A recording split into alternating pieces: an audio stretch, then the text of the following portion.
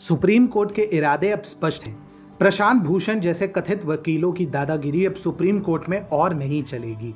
हाल ही में supreme court ने प्रशांत भूषण के भड़काऊ ट्वीट्स पर संज्ञान लेते हुए उसे कोर्ट की अवमानना का दोषी ठहराया है।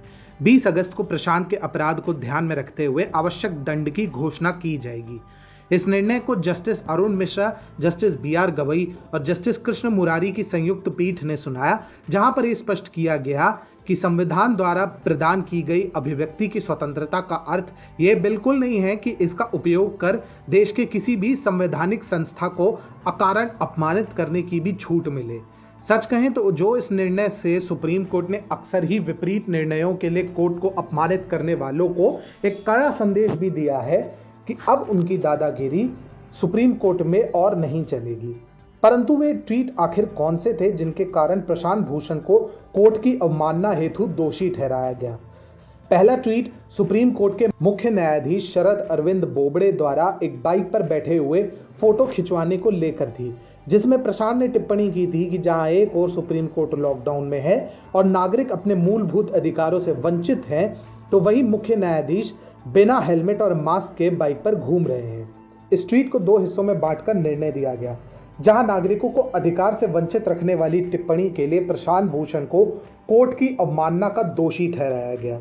ऐसे में प्रशांत भूषण के विरुद्ध जो निर्णय लिया गया है वह अपने आप में बहुत क्रांतिकारी है।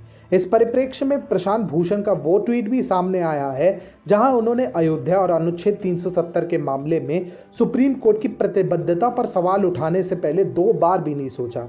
जनाब ने ट्वीट किया, जब इतिहास लिखा जाएगा कि कैसे भाजपा सरकार के दौरान हमारे लोकतंत्र की हत्या की गई, तो उसमें सुप्रीम कोर्ट की भूमिका को भी लिखा जाएगा, विशेषकर पिछले 4 मुख्य न्यायाधीशों की भूमिका को।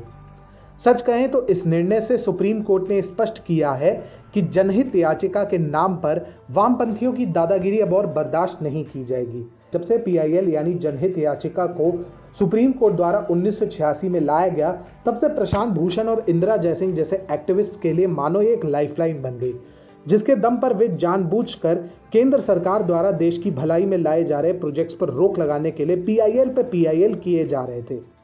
विश्वास नहीं होता तो राफेल मुद्दे के पन्ने पर लट लीजिए। एक अहम एयरफोर्स डील को किस प्रकार से जानबूझकर एक घोटाला में सिद्ध करने का इन वामपंथियों ने प्रयास किया, ये किसी से नहीं छुपा है। इस विषय पर प्रकाश डालते हुए अटॉर्नी जनरल KK वेणुगोपाल ने कहा था, PIL का दुरुपयोग होने के कारण जुडिशियल एक्टिविज्म में अप्रत्याशित उछाल आया है। इन PIL को जरूरत से ज्यादा पब्लिसिटी दी गई थी, जिसके कारण जिन PIL को कभी कोर्ट में दिखना भी नहीं चाहिए था, वे भी दायर हुए हैं। सच कहें तो प्रशांत भूषण जैसे पार्ट टाइम अधिवक्ताओं और फुल टाइम एक्टिविस्ट के लिए यह निर्णय किसी करारे तमाचे से कम नहीं है। जिन लोगों के लिए PIL फाइल करना उनका पेशा बन चुका है, उनके लिए सुप्रीम कोर्ट का वर्तमान निर्णय एक स्पष्ट संदेश है। यदि हमसे बदतमीजी करोगे तो तुम भी कहीं के नहीं रहोगे।